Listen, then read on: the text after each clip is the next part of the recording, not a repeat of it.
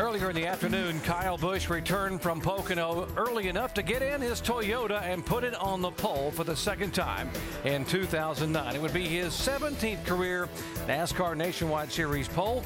And some surprises in qualifying as you watch the ticker come across.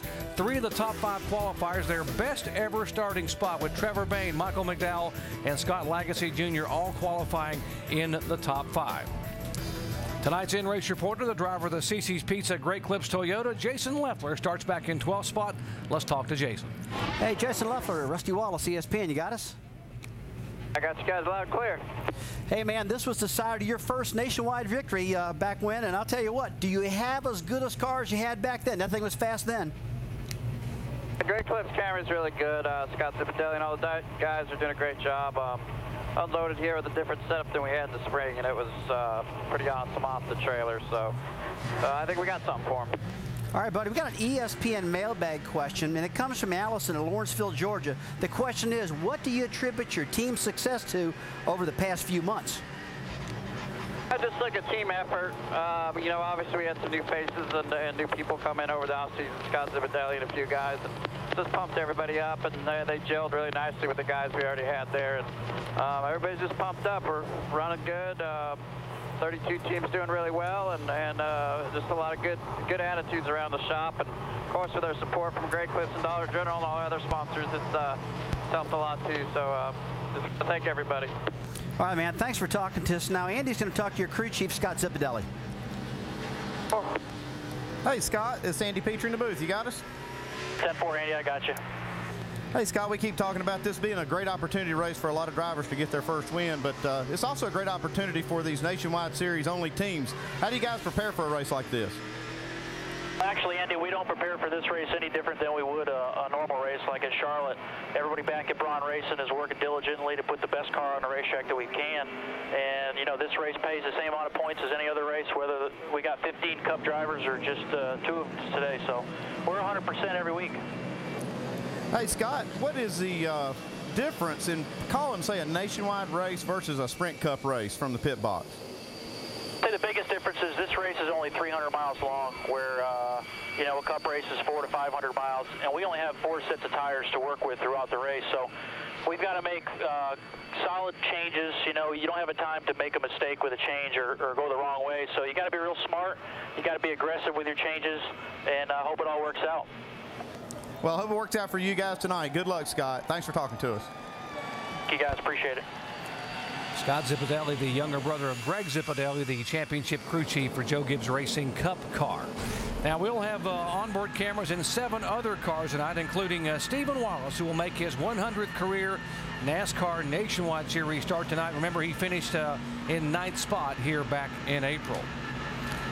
Our over-the-wall camera microphone will be carried by John Buslow out of Denton, Texas, a 26-year-old front tire carrier for the 24 car of Eric McClure tonight. And as for pit selections, Andy, the heavyweights are really spread out up and down pit road. Yeah, you got Mike Bliss. He's in this first pit stall when you come off the racetrack. It's actually the last pit stall on pit road. He's got a good way in there and not too much they're going to hold him up coming out. But then you move on down here to the next pit stall, and you see Carl Edwards has picked this opening down here at the garage area, and Brendan Gaughan just on the other side of him. These 2 guys have got really a good pit stall to get in and out of. But then as you move on down, you see the 47 car down here. He's got a good opening here, too, down at the very end of pit road, pretty close to the exit. You move down even farther, you see Brad Coleman in Joey Logano's car that he normally drives. He's going to be in that pit stall, so he's got a good stall. And Kyle Busch, the pole sitter, has picked the first pit, which is always the best one, and that's closest to this pit outline. It's the line everybody's going to be racing for after they make their pit stops. It's this one right here. You see it? That's what they'll be racing for when they come off pit road. We talk about this being a huge opportunity weekend. Why don't we get some more on the fresh faces in fast cars? Here's Shannon Spake. Well, Doc, there's been 3 different drivers behind the wheel of the number 29 car in the past 3 races. And tonight it's 22-year-old Stephen Light's turn to wheel that car. Now, while this may only be his second start in the Nationwide Series this season, his first start came right here at this very track back in April. And of course, if you remember back to 2007, Light was one of the drivers who capitalized on these standalone events when he won at Kentucky. So while he may be a young gun, he's certainly got some experience. Jamie? 21-year-old Ricky Stenhouse Jr. making just his second ever Nationwide Series start. Now he's in the 16 car. He has some big shoes to fill. Remember, this team has gone to victory lane 3 times this year. Twice with Greg Biffle, once with Matt Kenseth. He said he welcomes the challenge. But yesterday, a crash in practice sent him to a backup car. He's rolling off 19th. Dave? 23-year-old Sean Case from New Hampshire will be in the black number 2 car today. It'll be his second Nationwide Series start ever. The first one didn't go so well at Dover 3 years ago. He crashed in qualifying, crashed in practice. This one has a chance to be much, much better. Richard Childress believes in this guy, and he signed him to a limited number of races this year. Hope to expand that program next year. Will it go better for him tonight? Well, he's already got one monkey off his back. He qualified a solid 13th. Doc? Dave, with the 2 cars entered for RCR tonight, now 700 career starts for the NASCAR Nationwide Series. Tonight's race, 300 miles, 225 laps, pit road speed 45 miles an hour, and a tank of Sunoco fuel about 70 laps. Glad to have you with us here in Nashville, Tennessee. Could it be an opportunity for a fresh face, a newcomer in victory lane? 7 times we've seen a brand new winner go to victory lane here. And folks, tonight, 30 of the 43 starters in this field have never won in NASCAR nationwide competition. Here they come for the green flag in Nashville, Tennessee.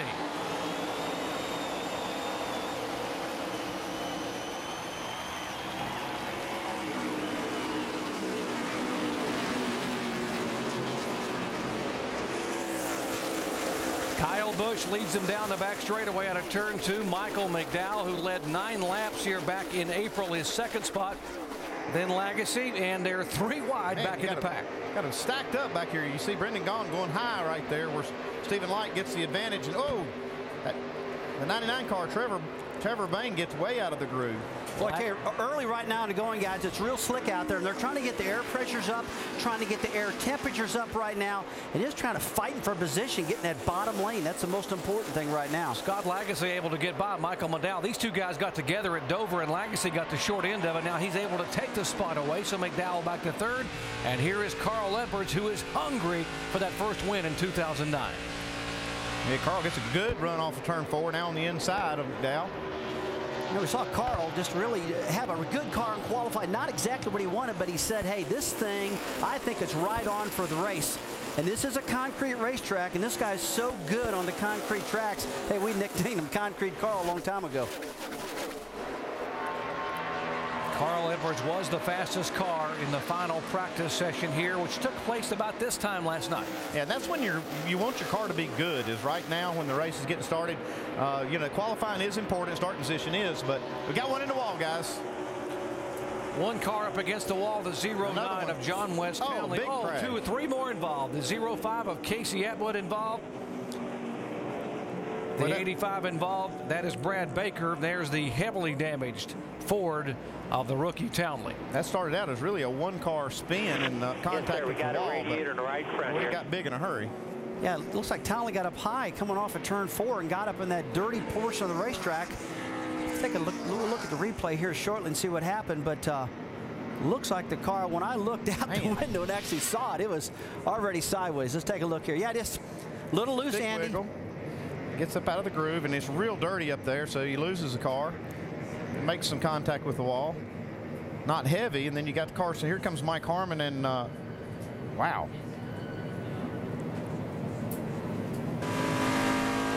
Riding with Stephen Wallace right here.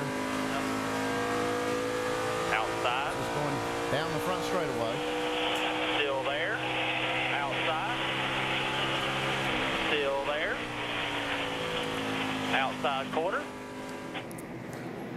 There's a second impact. Casey Atwood, Brad Baker, the 85, the 07 of Mike Harmon. Good job by the 52 to get downstairs and go around him. Kevin LePage could have been swept into it. So lap 3, turn 4, first caution flag of the night here in Nashville, Tennessee. 4 cars involved, and the 09, the most heavily damaged, the rookie John West Townley, already in the garage area.